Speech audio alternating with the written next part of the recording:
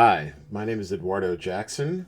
I'm the CEO, founder, creator of the Cinema Draft game and company, as well as CD3D, which is our in-game cryptocurrency token. Most new crypto tokens or projects are doomed before they ever begin. While they may be more than willing to spend thousands of dollars on a code audit to make sure that technically their project is error-free, they fail to consider that their tokenomics are error-full. Now, what gives me the position to even comment on something like this? Well, I have 9 years experience with Bitcoin and cryptocurrency. Founder of one of the oldest African-American focused blogs in Blacks in Bitcoin, as you can see here, which was started in January 2014. I'm an admin of a 20,000 person crypto group called Black People in Cryptocurrency, where we see every manner of dream and scheme put on a blockchain. And, most importantly, I've gotten my hands dirty myself. I'm the owner of the CD3D token project, which, if you'll bear with me, looks like this. And we've made plenty of mistakes in even getting this far, as we are finishing up development on our decentralized exchange launchpad, which would help other third-party tokens launch their tokens off our platform as well. And so I have a lot of information to share on best practices when it comes to executing a token launch. So please allow yourselves to learn from my mistakes. Instead of going through a much costlier code audit, you should want to get your token project a tokenomics audit first. Don't let your token fall into the market or socially based traps created by the fast-moving world of cryptocurrency. Now, let me give you an example of what I'm talking about. This one's for free. And I salute the guy who even got me started on this, because I was so annoyed that he was stubbornly refusing to even acknowledge any of the free advice I was giving him, that it kind of inspired me to come up with the idea of a tokenomics audit. Let's take a look, shall we? So, how about this? Scroll, where is it? Oh, 1 second. Okay, here we are. So in our Black People in Cryptocurrency group, someone posted an upcoming token sale for Dollocoin. You know, little trailer or what have you, and little information, and asked you to go check out their site. So I did, and they're going live February 20th, 2022. All right, so went to go check out Dollocoin. And, looks like a decently planned, if not a little generic type of landing page site. They have all the info you need, pre-sale info, get whitelisted. So you're using a whitelist, which is actually a good move as far as to create interest. And token contract address and token pre-sale date. So everything seems above board so far. You have, you click on their link to their community, which I admit is a little annoying, because you have to sign up for, instead of having like a direct link to their Telegram, I don't believe, you have to join some sort of app or whatever, and it's just, I would just rather go see their Telegram. If they have a Telegram, I don't see it on here, so that's a little disconcerting. Now, the tokenomics. This is what people come to see. The People's Protocol. Now, they charge what turns out to be an 18%, there it is, 18% contribution on every buy, sell, or transfer, will support the growth of the ecosystem, blah, blah, blah. Whoa, okay, I did not even see this. First 30 days, there will be an additional 7% on sell transactions will be redistributed to holders. Wow, so this sucker is gonna have a 25% fee to sell. That's going to be interesting. Now, as the owner of CD3D, with our tokenomics, we have a transaction fee as well. Ours is 10% to buy and 15% to sell through exchanges. So, and we even get heat about that. Now, this is actually a popular move because you want to incentivize people to hodl, right? But it's pretty audacious in the first 30 days. So anyone who buys Dollocoin through their sale, you're gonna have to hold it for at least the first 30 days, which is fine. I mean, we're a long-term hold token too, so I respect the hustle. But this will not. This might likely keep away a certain class of buyers because they're not really investors. They're just flippers. They're trying to buy low, sell high immediately. Actually, you're looking to buy and dump your token. So I actually like this concept, except that 25% is really egregious, and that's going to be, that might, I won't say it's a red flag, but it's definitely going to scare away some potential buyers. So the way it breaks down is 10% is in basically in what they call reflection. So basically, dividends that are compounded into your wallet. 3% LP acquisition, or basically auto liquidity. So they're doing the old SafeMoon thing. So 3% of all transactions. So essentially 1.5% will go towards, I guess, BNB or BUSD, and then 1.5% will be matched with providing. Will be matched with Dollocoin, so that they have a liquidity pair on probably PancakeSwap or somewhere, so that it always ensures there's adequate liquidity for transaction fees. Well, I won't say adequate. We'll just say there's always liquidity, because we'll get to why this is a mistake a little bit later. 2% is deflationary, so basically they burn 2%. I think they call they do buyback and burn, which is honestly the best way to burn. CD3D, we do both a regular burn and a buyback and burn. So this makes sure that there's never 2 consecutive sells.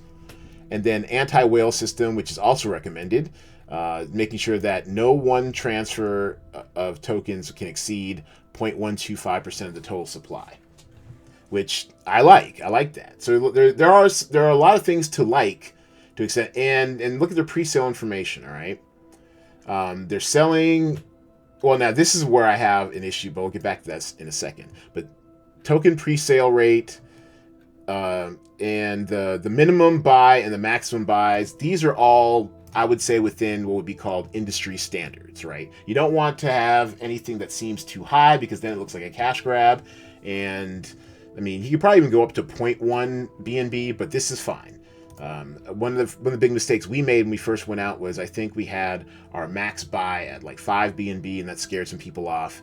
And relative to a 250 BNB hard cap, or not, actually I think we were 400 BNB hard cap, it was just an attractive. So 2 BNB is fine. But let's go to the actual pink sale page. Now this is where I have a big issue. You see, now it seems to be popular these days to go with these ridiculous token supply amounts. 1 quadrillion token supply is just too much. How do I know it's too much? Because the progenitor of this ridiculously sized token supply, SafeMoon, actually has gone back and had been forced into a version 2 where they lowered the amount of the token supply, albeit just to 1 trillion, which is still too much, but whatever. And they offered to exchange your version 1 SafeMoon tokens 1,000 to 1 in order to in order to reduce the token supply of, or to give you value of the reduced token supply of version 2. So this already, to me, just as an outside investor, is a red flag. It's too many tokens. And then this goes back to the tokenomics. Now, when you have an auto liquidity with this high a token supply, you are miring yourself into what is called a liquidity trap. I did not come up with this concept, but I did write about it in my blog post a year ago: rug pulls, price manipulators, and liquidity traps. Oh my. It's fairly long blog post, but it's the second portion, the SafeMoon liquidity trap, where I go over how it makes mathematically improbable for, if you enter a token project after a certain point, to ever make money back because of the liquidity trap. Basically, the concept is, if you're automatically providing liquidity with every transaction you make, if you have a very large token supply, you will eventually drown out with having too much supply and not enough demand for your for your token, especially early on where most people are buying initially and then selling or dumping it, it's almost impossible to crawl out of the hole of having too much supply and not enough demand. It's even though it seems like very econ 101, the issue is that your project's going to go through ebbs and flows when it comes to interest and demand or whatever. And yes, you do want to have liquidity to satiate people who want to buy and sell, especially if, for buyers, if they want to buy more of it. But what's the point of making something deflationary at 2% when you're adding liquidity at 3%? You're definitely dooming your project to a liquidity trap if you're not even burning as much as you're providing liquidity. And even if this weren't the case, the liquidity trap works even outside of the burn, because you're not going to have enough. You're not going to have enough buy pressure to overcome the supply of tokens available that people have sold, and also that's being provided through your liquidity. You're stuck. So if you want more details on that, feel free to go to blacksinbitcoin.com and find this blog post, May of 2021, and read about the Safe Moon liquidity trap. It's wild. And I've been kind of preaching, against this for a while. No one wants to listen. So that's a huge issue. And also, the token metrics are an issue. Look at this many unlocked tokens. Now, the burn is fine. That accounts for the automatic burn with each transaction. But this many unlocked is absurd. No one's going to invest in your token with this many unlocked, because they feel like you could run off their tokens at any second. The team percentage, I think, also is a bit high, considering, team vesting. We'll get into all that. Pre-sale amount is fine. Liquidity is fine. Looks like they're doing 70% liquidity. Fine, do you? I personally would actually, with ours, we did 51% liquidity because we needed the actual cash and capital to create something. But this liquidity trap is going to depress the price of these tokens, and I am concerned. I'm very concerned. Also, the release of team tokens, even though it's only 30, this is all shaping up bad. After 30 days, of which, once again, I won't say trapping, but investors are stuck for the first 30 days with an added 7% fee, a transaction fee. So you're pretty much not selling for the first 30 days, because that's a 25% transaction fee. And so the second those 30 days are up, these guys are cashing out half of their team tokens, which that's a lot. How would you feel if you bought if you bought Coinbase and you knew that in just 30 days that the leadership is able to cash out half of whatever their vested share options are? You wouldn't invest, or you would definitely bail before that time comes. To me, this is a bit absurd. With our token project CD3D, we vested team token. Well, first of all, Dollo team is taking a whopping, and we kind of glossed over the tokenomics, but let's get into the tokenomics real quick. Dollocoin team is taking 12% of the tokens, and yes, they're locked, but like I said, they can cash out half. So essentially 6% will be free. 6% will be remaining after they cash out their half of these locked for the first 30 days of their tokens. And then after that, according to this, team vesting, then 10% every 30 days, which sounds definitely a lot more reasonable. With CD3D, what we did with our team tokens is that we locked them all for the first 90 days and released a quarter. We released them quarterly for a year in installments, but we're only taking 2% of our overall. So I think anything over, why does a team need more than 5%? 10% is pushing it. 12% is just too much. I think 10% is too much. Anywhere between 5 to 10% is plenty for a team. 20% is too much. Or 12% is definitely too much. But fine, whatever. Do you, Dollocoin. But the fact that they can cash out half in just 30 days after the token sale is another red flag. And then also look at the the breakdown here. So 5% of tokens are reserved for marketing and development, but with every transaction, they have 3% towards marketing as well. These are how the transaction fees break down: 10% in reflection, 2% in buyback and burn, 3% in auto liquidity, a problem, and then 3% in marketing development. So, I mean, make up your mind. You shouldn't be able to have it both ways. Either you're saving 5% of the initial token supply and going to apply it to marketing, or you're going to be getting marketing money from each transaction. You really shouldn't have both. To me, that smacks of greed. Even if that's not their intention, it looks like greed, and that will definitely keep investors away from your project. All right, so let's move on to the final portion, the advice I gave these gentlemen. And especially as a Black-owned project, you want to see them do well. I mean, there are a lot of scammers out there. A lot of people just don't know any better, and I want people to learn from my mistakes.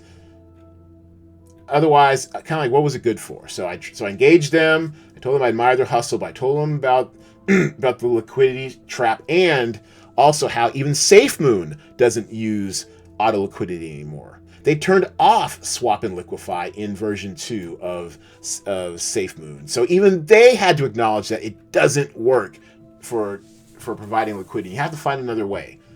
Now, I'm not saying everyone needs to use this way, and most people probably won't, at least until they see how it works. After it works, maybe they will. I don't know. But with us, when it comes to our liquidity, which is 20% of our overall token supply, they're released in 500,000 monthly installments for 40 months. So basically, we're, instead of dumping it all out on the market at one time, we're releasing it in stages so that we are always going to ensure, after our projects launch, because right now there's more supply than there is demand because we don't have any working projects.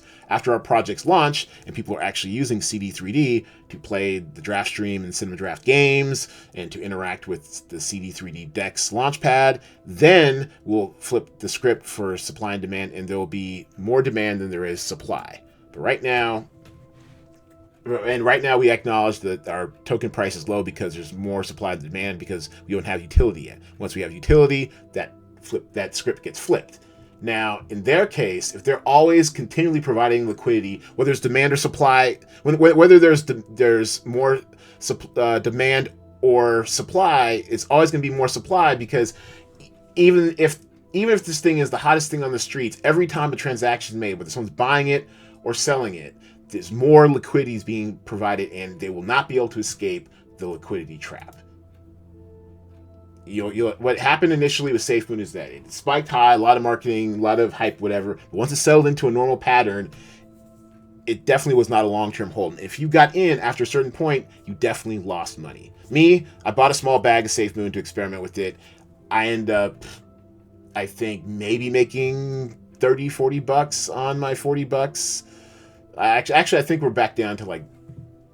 Actually, I think I'm down $20 now once I exchanged my V1 for V2. So, anyways, I'm up like $27. So, but I got in maybe around about April-ish. Anyone who got in May or after, they most likely lost money on SafeMoon. I'm just saying. So, I'm trying to help projects and teams avoid these red flags on their projects, these tokenomics. And then this comment right here, what I do admire about Pink Sales is they changed their discussion portions so that only actual audit companies can make comments instead of just randos trying to FUD your project. And this right here is an enormous red flag. Owner can change the fees up to 100%. And I went back through here and I explained to the gentleman how this is an issue, because they're also this is an issue because one of the people I actually spoke to, I was talking to a project owner, and he ran a successful pink sale about a week before mine. Monkey Jizz Coin. You can look it up on the internet. It almost doesn't even exist, because after he had a successful sale, I think it was, 500 BNB or something like that. He netted 225,000 at the time. It was very successful. Within 10 minutes of that ending, or half an hour of it ending, he adjusted the fees, and I tried to explain this to the guy. He adjusted the fees.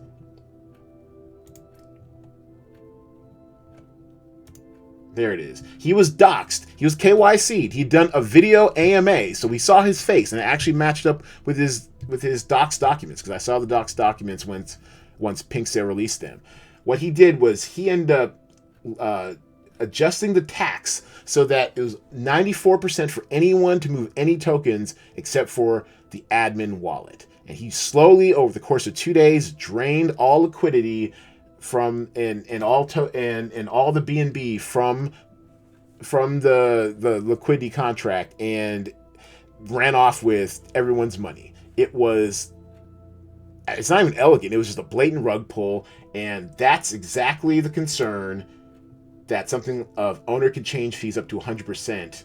That should be just, fix your contract. Fix your contract, change it. You cannot have the fees be changeable. With CD3D, I can't change the fees. They're hardwired into the contract. I couldn't change it if I want to. I could turn off and on certain things certain times, but I can't do it individually. There's